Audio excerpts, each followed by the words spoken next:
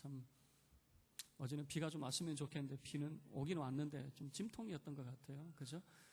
여러분 눈을 보니까 잠을 잘 못 잤습니다. 그런 눈인 것 같아서 여러분 저는 참 친절한 목사예요. 여러분 졸더라도 저는 뭐라고 하지 않죠. 대놓고만 안 자면 저 뭐라고 하지 않아요. 그러니까 조는 건 괜찮아요. 그런데 양심껏 조셔요. 양심껏 조셔야 저도 이렇게 하는 이유는 졸지 말라고 말씀드리는 겁니다. 자, 오늘 말씀을 통해서 우리가 이제 비판하지 말라라고 하는 이제 주제로 함께 살펴보겠지만은 사실은 1절부터 5절까지 내용이 끝나는 것이 아니고 12절까지 이제 전체 내용을 이제 살펴보도록 하겠습니다. 7장의 이제 핵심은 뭐냐면 21절과 24절에서 이제 반복적으로 보여주고 있는데 행함이라고 하는 것이 이 7장의 전체 주제가 되어질 것입니다. 21절에서 이렇게 이야기하죠. 나더러 주여 주여 하는 자마다 다 천국에 들어갈 것이 아니요 다만 하늘에 계신 내 아버지의 뜻대로 행하는 자라야 들어가리라 라고 하는 것입니다. 여러분, 모든 사람이 주여 주여 한다고 해서 천국에 합당한 사람이냐? 그렇지 않다는 거죠. 예수님께서 가르쳐 주신 그 말씀대로 살아갈 때에 그 사람이야말로 합당한 자이다라고 하는 것입니다. 그리고 예수님께서 이제 비유의 말씀을 통해서 어떤 사람들이 이제 반석 위에 집을 지었는지 아니면 모래 위에 집을 지었는지 창수가 나보면 홍수가 나보면 알 수가 있는데 24절 말씀을 통해서 이렇게 이야기하고 있습니다. 그러므로 누구든지 나의 이 말을 듣고 행하는 자는 그 집을 반석 위에 지은 지혜로운 사람 같다라고 하는 거죠. 그러면 핵심은 뭐겠습니까? 예수님께서 하셨던 말씀들을 듣는 자리에 멈추라는 것이 아니라 들었다면 행하는 자리까지 나아가야 된다라고 하는 것이 이 7장의 핵심이 되어질 것입니다. 그러면 지금까지 이제 예수님께서 어떤 말씀을 하셨습니까? 예수님께서 심령이 가난한 자는 복이 있습니다라고 하는 것에부터 시작해서 너희는 이런 사람이 되어야 된다. 너희는 세상의 소금과 세상의 빛이 되어야 된다라고 말씀하셨죠. 그리고 너희의 의가 서기관과 바리새인보다 낫지 못하면 결코 하늘나라에 천국에 들어갈 수 없다라고 하는 거죠. 그러면 바리새인의 의보다 나아야 되는 게 뭡니까? 형제에게 욕하지 말아야 된다. 음욕을 품지 말아야 된다. 맹세하지 말아야 된다. 악한 자를 대적하지 말아야 된다. 원수를 사랑하고 너희를 박해하는 자를 위해서 기도해야 된다라고 하는 것이 예수님의 말씀이었습니다.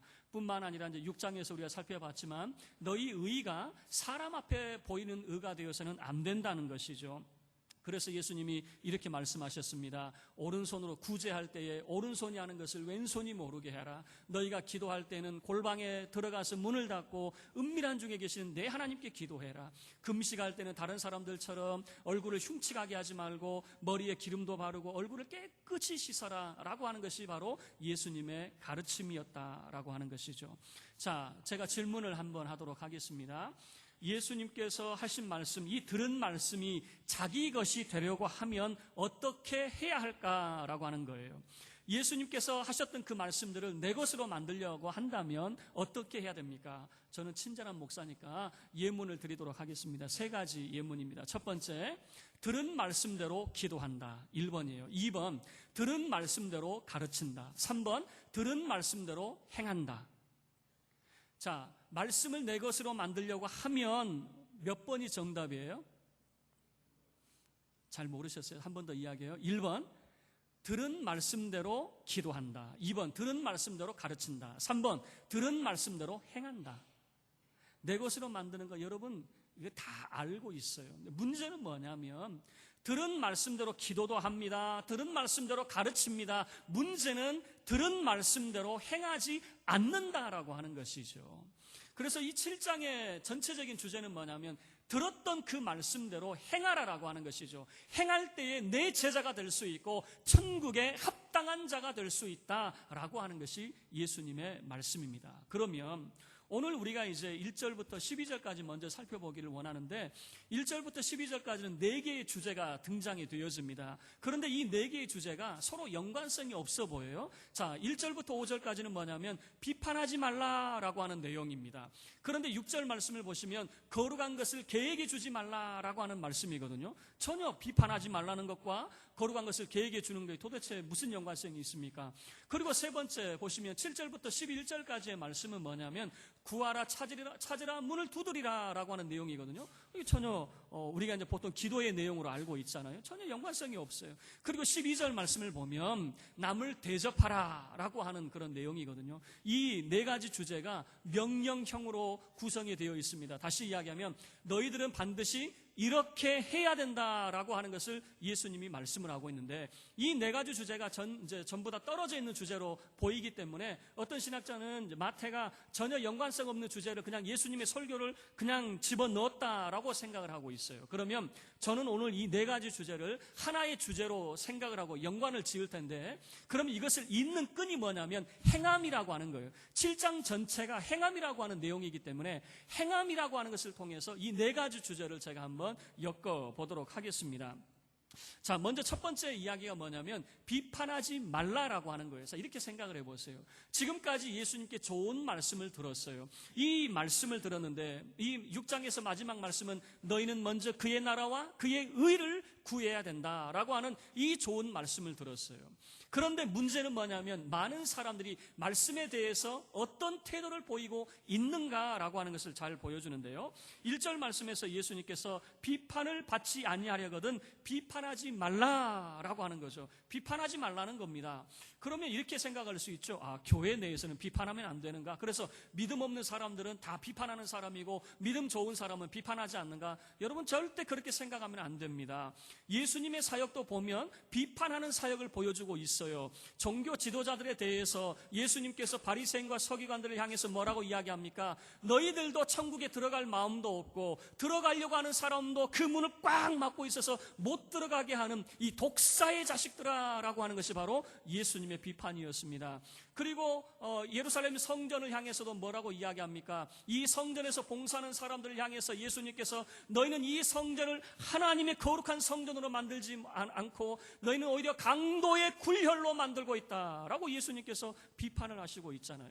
여러분, 비판이라고 하는 것은요, 사회적인 그런 순기능을 가지고 있습니다. 건강한 그런 사회로 발전하는 데는 반드시 비판이라고 하는 요소가 필요한 거예요. 그러면 성경에서도 마찬가지입니다. 성경에서도 비판이 없다면요, 이게 한쪽으로만 흘러갈 수밖에 없어요. 그래서 사회적인 순기능을 가지고 있는 이 비판에 대해서 예수님이 거절하는 것은 아니다라고 하는 것을 우리가 전제를 하고, 그러면 예수님께서 비판하지 말라고 하는 것이 도대체 뭐냐? 행함과 관계되어서 우리가 생각을 해보자라고 하는 거예요. 여기서 말하는 비판이라고 하는 것은 뭐냐면 마치 재판과 관련되어 있는 것이죠.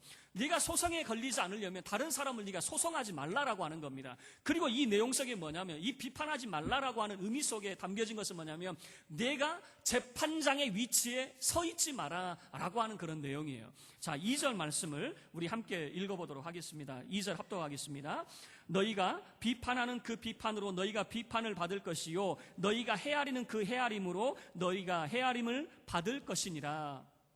너도 그 비판을 피할 수 없다라고 하는 것이죠. 다시 이야기하면 너는 결코 재판장이 아니다라고 하는 것을 보여주고 있는 것입니다. 재판하실 분은 하나님밖에 없는 거예요. 그러면 우리의 역할은 뭡니까? 우리의 삶의 태도는 우리는 말씀을 판가름하는 자들이 아니라 말씀대로 살아갈 의무가 우리 가운데 있는 사람들이에요. 그런데 재밌는 것은 무엇이냐면 성도들이 어느 순간인가 말씀을 가지고 재판장의 위치에 서 있다라고 하는 것을 보여주고 있는 것이죠.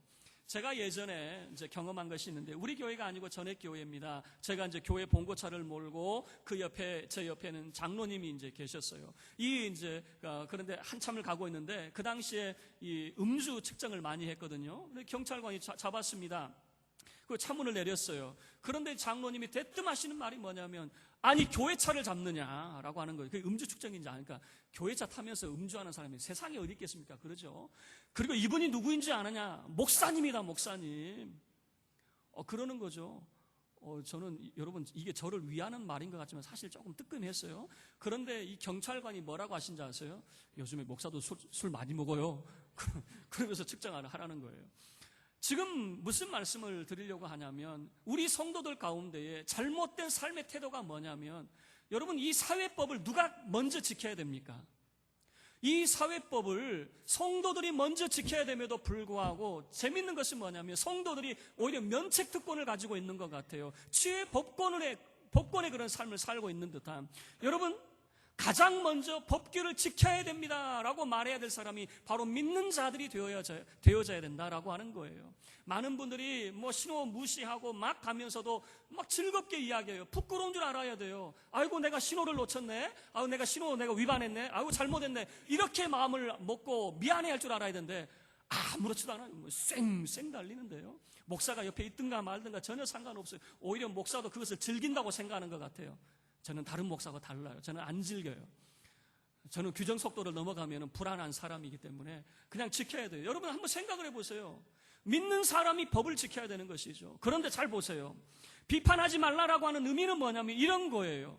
하나님의 말씀을 지켜야 될 사람이 오히려 재판장의 위치에 있는 거죠. 그리고 다른 사람들을 판단하게 되어지는 겁니다. 예를 들면 바리새인의 그런 모습을 보여주고 있는 거죠. 바리새인들이 뭐라고 이야기합니까? 왜 당신들은 일주일에 2번씩 금식하지 않습니까? 왜 당신은 11조를 내지 않습니까? 왜 당신은 하나님의 말씀대로 살지 않습니까? 그런 모든 사람들은 죄인이요, 죄인이요, 죄인이요, 이 나라를 망치는 사람들이요, 이렇게 판단을 하게 되어지는 거죠. 여러분 그러나 2절 말씀을 가만히 들여다보세요. 2절 말씀은 그 어떤 사람도 말씀 앞에 벗어날 수 없다라고 하는 것을 보여주고 있는 것이죠. 모든 사람들이 말씀 앞에 다 말씀을 준행해야 될 의무와 책임이 주어져 있다라고 하는 것을 보여주게 되는 것이죠. 그런데 어떻게 행동을 합니까? 3절 말씀을 보세요. 어찌하여 형제의 눈 속에 있는 티는 보고 내 눈 속에 있는 들보는 깨닫지 못하느냐라고 하는 거예요. 자기 자신 속에 있는 자기 영혼의 죄악은 보지 못하고 다른 사람들의 실수는 너무나도 잘 보게 되어지는 거죠. 그 사람의 티를 가지고 계속해서 험담을 하게 되어지는 거죠. 비판을 하게 되는 거죠. 그러나 문제는 뭐냐면 자기 자신을 보지 못한다라고 하는 겁니다. 탈무드에 보면 이런 예화가 있어요. 어떤 이야기냐면 굴뚝 청소를 하는 2명의 유태인이 있었어요. 2사람이 굴뚝 청소를 하고 난 다음에 올라왔습니다. 그런데 한 사람 얼굴은 새카매요. 그리고 한 사람은 깨끗하게 되어집니다. 자, 둘 중에 누가 세수를 했을까요? 라고 하는 질문이에요. 누가 세수를 했을까요? 우리는 당연히 얼굴이 새카만 사람이 세수를 했을 거라고 생각하죠. 그런데 정반대입니다. 서로 얼굴을 바라보고 얼굴이 깨끗한 사람은 내 얼굴도 저렇게 시커먼가? 그리고 세수를 했다는 거예요. 그런데 얼굴이 새카만 사람은 내 얼굴이 저렇게 깨끗한가? 하고 세수를 하지 않았다라고 하는 것이에요. 여러분 지금 무엇을 말씀을 드리려고 하냐면은 이 비판이라고 하는 것을 여러분 통해서 우리의 삶의 기준이 어디에 있어야 되는가라고 하는 것을 잘 제시를 해주고 있어요. 우리의 삶의 기준이 나 자신이거나 사람이다 보니까 늘 비교를 하게 되어지는 겁니다. 비교를 해서 나보다 잘하면 훌륭한 사람이고 나보다 못하면 나쁜 사람이고 죄된 사람이고 이렇게 자기 자신이 기준이 되어져 있는 거죠. 그러나 여러분 성경이 우리에게 보여주는 것은 뭐냐면 기준을 바꿔야 돼요. 기준은 절대 사람이 되어서는 안 됩니다. 우리가 정해야 될 기준은 사람이 아닌 하나님이어야 됩니다. 그러면 한번 생각을 해보세요. 우리의 기준이 하나님이면 단 하나밖에 남아있지 않아요. 뭐밖에 없겠습니까? 오직 은혜밖에 없는 거예요.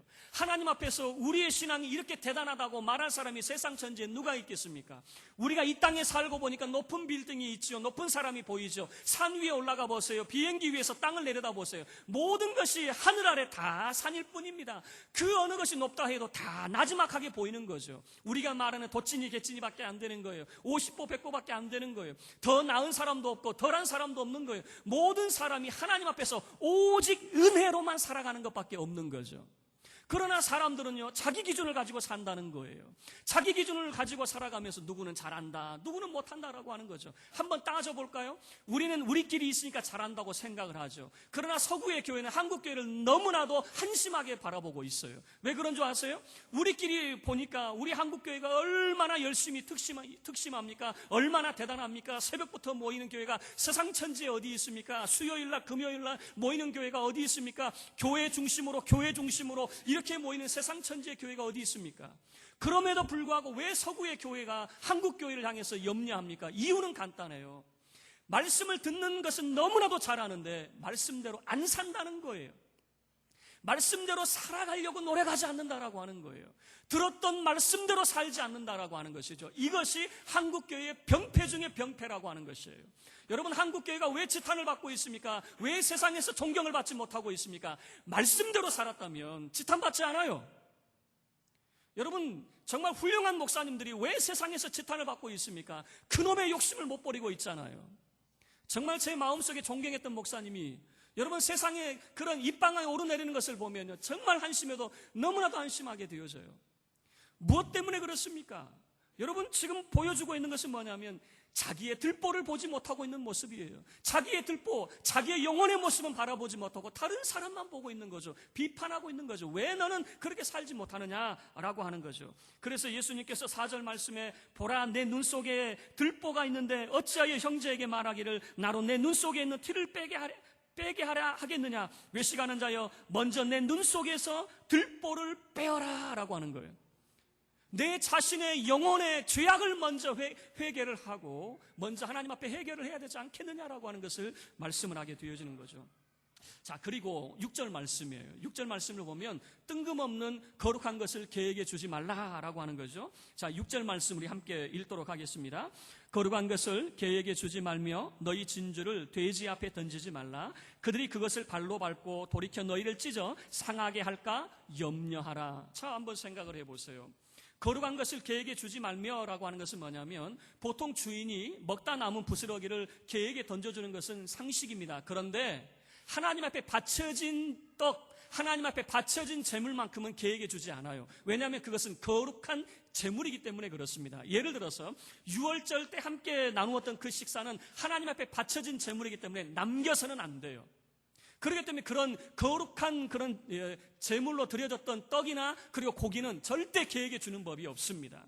그것을 주는 사람은 없는 거예요. 그리고 돼지에게 진주 먹거리를 던져주는 사람이 있습니까? 아니요. 그들에게는 아무 그것이 귀한 것도 아니거든요. 이 말이 무엇을 의미하게 되어지겠습니까? 아무리 하나님의 말씀이 중요합니다. 아무리 하나님의 말씀이 위대합니다. 그러나 그 말씀대로 살지 못한다면 무엇과 같다는 거예요?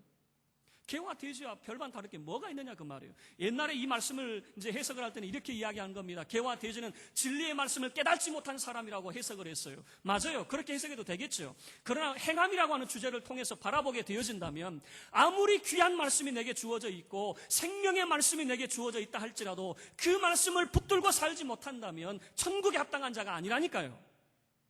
개와 돼지와 다를 게 뭐가 있겠느냐 그 말이에요. 왜냐하면 진리의 말씀을 뭉개버리고 있다면 하나님의 말씀이 우리를 위해서 주신 말씀인데 이것을 내가 거절하고 뭉개버리고 있다면 개, 돼지와 다를 게 뭐가 있겠느냐 그 말이에요. 자, 그 다음에 7절부터 11절까지 유명한 말씀이죠. 자, 먼저 우리 7절 말씀 함께 합독하도록 하겠습니다. 구하라 그리하면 너희에게 주실 것이요 찾으라 그리하면 찾아낼 것이요 문을 두드리라 그리하면 너희에게 열릴 것이니. 여러분 이 말씀을 여러분 확신할 수 있기를 바랍니다. 자, 8절 계속해서 읽겠습니다. 8절 시작.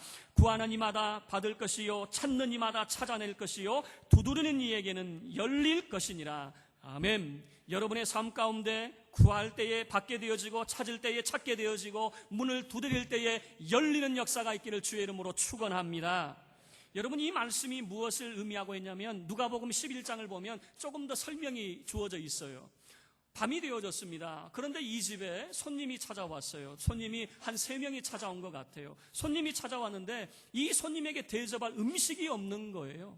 그리고 지금 당장 이 음식을 만들어낼 수 있는 여력이 없어요. 그래서 가만히 생각을 해봤어요. 지금 떡 3덩이가 필요한데 누구 집에 가면 떡 3덩이가 있을까 생각을 해보니까 저 옆에 집에 보니까 그 친구의 집에 가면 먹을 것이 있을 것 같아요. 왜냐하면 전날에 떡을 많이 했고 잔치를 했던 집인데 그 집에 가면 있을 것 같아요. 그래서 밤 늦은 시간임에도 불구하고 염치 불구하고 그 친구 집에 찾아갔어요. 그리고 문을 두들깁니다. 여보게 친구 좀 나와보게. 지금 내 집에 손님이 찾아왔는데 내가 대접할 것이 없어. 내가 이 친구 당신 집에 먹을 것이 있다는 건 내가 알고 있는데 내게 떡 3덩이만 줘. 내가 우리 집에 온 손님에게 내가 대접 좀 하게 라고 하는 거예요. 그러면 여러분 지금 이제 누가복음에서 뭐라고 이야기하냐면 이 사람이 친구 때문에는 문 안 열어줘도 돼요. 이 사람이 지금 이렇게 말할 수 있는 거예요. 밤도 늦었고 우리 애들이 다 잠자리에 들었는데 왜 잠을 깨우고 있어? 돌아가 라고 말해도 된다 그 말이에요. 그런데 이 사람이 문을 열고 떡을 주는 이유는 뭐냐면 간청 때문이라는 거예요. 간청이라고 하는 것은 뭐냐면 지금 이 친구의 손님이 와 있는데 손님에게 대접할 음식이 필요하다라고 하는 것이죠. 이것 때문에 문을 열어준다 그 말이에요. 자, 다시 말하면 이겁니다. 이 말씀을 우리가 오해할 수 있는 건 뭐냐면 기도에 적용을 하면서 하나님 앞에 구하면, 하나님 앞에 열심히 매달리면, 하나님께 정말로 우리가 충성 봉사해서 하나님을 간절히 우리가 하나님을 붙들게 되어지면, 내 필요한 것을 하나님께 다 아뢰게 되어지면 하나님께서 들으시고 우리에게 문을 열어주실 것이다. 이렇게 해석을 한다는 거예요. 여러분, 이것을 그런데 다른 맥락에서 해석하는 사람이 있어요. 자, 이것이 우리의 열심을 말하는 것이 아니라 무엇을 보여주고 있느냐? 여러분, 9절부터 11절까지의 내용을 보면요, 이런 비유를 하게 되어서요, 어떤 아들이 아버지에게 아버지 떡 좀 주세요 라고 하는데 돌을 줄 아버지가 세상 천지에 어디 있느냐? 그리고 아들이 생선을 주세요 라고 하는데 뱀을 줄 그런 아버지가 세상 천지에 어디 있느냐? 하물며, 자, 11절 말씀을 예수님이 하시는 겁니다. 11절 말씀 우리 함께 읽도록 하겠습니다. 너희가 악한 자라도 좋은 것으로 자식에게 줄 알거든 하물며 하늘에 계신 너희 아버지께서 구하는 자에게 좋은 것으로 주시지 않겠느냐? 여러분, 이 말씀이 무엇이냐면 하나님은 이미 주실 준비가 다 되어 있다라고 하는 것을 우리에게 보여주고 있는 거예요. 하나님은 주실 준비가 되어 있어요. 구하기만 하면 주실 겁니다. 찾기만 하면 주실 겁니다. 문을 두드리기만 하면 하나님은 열어주실 준비가 되어 있다라고 하는 거예요. 여러분, 기도라고 하는 것이 하나님이 내 기도를 못 들으니까 들으시라고 악을 지르는 게 아니라 그 말이에요. 하나님은 우리의 필요한 것이 무엇인지 다 이미 알고 계셔요. 그리고 오늘 말씀을 보면 하나님은 이미 다 준비하고 계셔요. 주시려고 다 준비하고 있어요. 그러면서 이 구절을 어떻게 해석을 하냐면 하나님이 안 주신다는 것이 아니라 문제는 내가 받을 준비가 되어 있느냐 그 말이에요. 받을 준비가 되어 있느냐, 받을 준비가 안 되어 있다라고 하는 거예요. 다시 이야기하면은 하나님 말씀대로 살아가면서 하나님, 내가 주님의 뜻에 순종했습니다, 내게 복을 주십시오 라고 하면 하나님께서 쌓을 것이 없도록 넘치도록 하나님께서 채워주실 텐데, 문제는 말씀대로 살지 않으면서 하나님 주세요 라고 하는 것이 문제라고 하는 것이에요. 말씀대로 행하면서 그 말씀대로 순종하면서 그 말씀을 부여잡고 살면서 하나님 내 영혼을 기억해 주세요 라고 한다면 하나님은 언제든지 준비되어 있다 그 말이에요. 너희가 말씀대로 살기만 하면 하나님은 준비되어 있다 그 말이에요. 구하기만 하면 주시려고 하나님이 다 준비하고 있다는 거예요. 맞죠? 부모의 심정을 여러분이 헤아리신다면 자녀가 말만 하면 나오게 되어 있어요. 못 줘서 미안할 뿐이죠. 부모의 심정이에요. 여러분, 하나님께서도 그 백성에게 주기를 원하신다는 거예요. 주기를. 그냥 애써서 그냥 구해라 그 말이 아니에요. 누가복음 11장의 내용과 보면 이 친구가 왜 찾아왔습니까? 밤중에 무례함을 무릅쓰고 왜 찾아왔습니까? 손님을 대접해야 되겠다라고 하는 것이죠. 그것 때문에 준다 그 말이에요. 그것 때문에. 하나님 말씀대로 살아가려고, 하나님 말씀에 순종하려고 할 때에 하나님도 다 준비해놓고 계신다는 거예요. 다 준비해놓고 말씀대로 한번 살아봐. 그리고 말씀의 능력을 경험해봐. 하나님의 약속을 한번 경험해봐 라고 지금 그렇게 우리에게 보여주고 있는 것 같아요. 자, 그래서 12절 말씀을 우리 한번 해석을 해봐요. 자, 12절 우리 함께 합독하겠습니다. 그러므로 무엇이든지 남에게 대접을 받고자 하는 대로 너희도 남을 대접하라. 이것이 율법이요 선지자니라. 자, 여러분, 12절 말씀을 보면 그러므로라고 하는 시작이에요. 아니, 구하는 것과 대접하는 것과 무슨 상관이 있어요? 아무 상관없는 것 같잖아요. 아무 상관없는 게 아니에요. 하나님 말씀대로 그렇게 살아갈 때에 하나님께서는 너희에게 풍성하게 채워주실 것이다. 그러므로라고 하네요. 그러므로. 그래서 우리는 어떻게 살아야 되느냐? 무엇이든지 남에게 대접을 받고자 한다면 네가 먼저 남을 대접해라. 이것이야말로 율법이요 선지자니라 라고 하는 거죠. 자, 율법이요 선지자니라 라고 하는 말은 무슨 말이냐면, 여러분, 성경의 교훈이 뭔지 궁금하잖아요. 우리가 어떻게 살아가는 것이 성경의 원리대로 살아가는 것인가, 우리 참 궁금하잖아요. 여러분이 유대인들이 발견해낸 것이 있어요. 유대인들이 뭘 발견했냐면 이 율법의 말씀을 통해서 248가지의 하라라고 하는 계명과 365가지의 하지 말라라고 하는 계명을 발견해냈어요. 너무너무 복잡한 거죠. 그런데 주전 20년 전에 이런 힐렐이라고 하는 유명한 랍비가 있었습니다. 이 힐렐이라고 하는 랍비에게 어떤 사람이 찾아와서 이렇게 질문하는 거예요. 선생님, 내게 율법의 교훈을 한번 가르쳐 주십시오. 그런데 내가 한 발로 서 있는 동안에 그 율법의 핵심을 내게 한번 말씀 좀 해 주십시오 라고 하는 거죠. 여러분, 한 사람이 한 발로 서 있는 시간이 몇 분이나 될까요? 한 5분? 한 10분? 그러니까 그 짧은 시간에 율법의 모든 것을 한번 내게 율법의 정말 정수를 한번 다 뽑아가지고 내게 한번 설명을 해 주십시오 라고 하는 그런 질문을 한 거죠. 그럴 때 힐렐이 이렇게 이야기했습니다. 당신에게 싫은 일은 다른 누구에게도 하지 마십시오. 이것이 완전한 율법이요 다른 것들은 모두 그것에 대한 주석일 뿐입니다. 여러분 지금 이게 무슨 말인지 아세요? 당신이 하기 싫은 것은 다른 사람에게도 강요하지 마세요. 이게 율법이요 라고 하는 거예요. 우리는 생각할 때 율법이라고 하는 것은 너무 복잡하게 생각하죠. 그러나 예수님께서도 이런 맥락에서 말씀을 하고 있는 겁니다. 율법이요 선지자니라라고 하는 것은 뭐냐면 성경의 정신이 뭐냐, 성경을 한마디로 이야기하고 있는 거예요. 다른 사람이 하기 싫은 건 너 강요하지 마라 그 말이에요. 다른 사람이 하기 싫은 것을 너는 왜 강요를 하고 있느냐? 네가 하기 싫은 것은 다른 사람 강요하지 말고 네가 먼저 해라라고 하는 거예요. 자, 이 말은 대접이라고 하는 것은 뭐냐면 하고자 하는 일, 그러니까 반드시 해야 될 일이라고 하는 것이에요. 자, 그러면 말씀을 마치도록 하겠습니다. 우리는 비판이라고 하는 것에 시작해서 이제 12절에서 대접이라고 하는 것까지 왔습니다. 비판은 뭡니까? 이런 거예요. 하나님 말씀대로 살아가야 될 사람이 마치 말씀의 재판장 위치에 서 있는 겁니다. 하나님의 위치에 서 있는 겁니다. 그리고 다른 사람들에게 계속해서 강요를 하는 거예요. 이렇게 살아야 됩니다. 이렇게 살아야 됩니다. 이렇게 하지 않으니까 당신 죄인입니다. 죄인입니다. 이렇게 판단을 하게 되어지는 거죠. 그러나 예수님께서 하신 말씀은 뭐냐면 핵심은 이겁니다. 너희는 말씀을 재판하는 사람이 아니다 그 말이에요.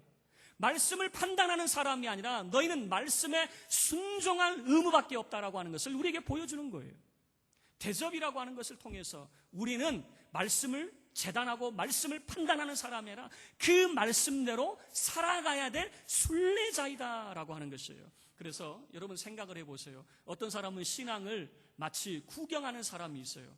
아, 이렇게 하는가? 그래서 마치 테라스에 앉아가지고 커피 한 잔 마시면서 저 사람 저길로 가면 안 되는데 저 사람 저렇게 가네 안 돼 아닌데 구경꾼인 거죠. 구경꾼. 여러분 구경꾼이라고 하는 것은 다시 말하면 우리가 순례자의 삶을 살아본 적이 없다라고 하는 거예요. 우리가 믿음의 신앙의 길을 걷는 순례자의 길을 걷는다면 여러분 다른 사람 어쩌네 저쩌네 말할 게 없어요. 왜냐하면 정말 우리의 순례길이 힘이 들거든요. 믿음의 길이 힘이 들거든요. 그래서 우리 주님이 말씀하십니다. 우리에게 행함이라고 하는 주제를 통해서 우리에게 말씀하고 있는 거죠. 자, 말씀을 마치도록 하겠습니다. 비판이라고 하는 것에서부터 대접이라고 하는 것, 이것을 통해서 우리에게 분명히 보여주는 것이 있어요. 우리는 말씀을 판단하는 재판장이 아니라 말씀대로 살아가야 될 의무가 있는 사람이다. 이 의무가 있는 사람이라고 하는 것은 다른 사람에게 이렇게 하시오 강요하는 것이 아니라 그 말씀대로 내가 순종해야 된다는 것을 보여주고 있는 것이고, 말씀대로 살아갈 때에 구하라 찾으라 문을 두드리라 라고 하는 것을 통해서 분명하게 보여주는 것은 그렇게 살아가게 되어지면 하나님께서는 언제든지 닫혔던 문을 열어주실 것이다 라고 하는 것을 우리에게 말씀하고 있는 것입니다. 저와 여러분의 삶이 하나님 말씀에 순종하는 자의 삶을 삶으로 열어주시는 주님의 은혜를 경험하는 저와 여러분의 삶이 되기를 주의 이름으로 축원합니다. 우리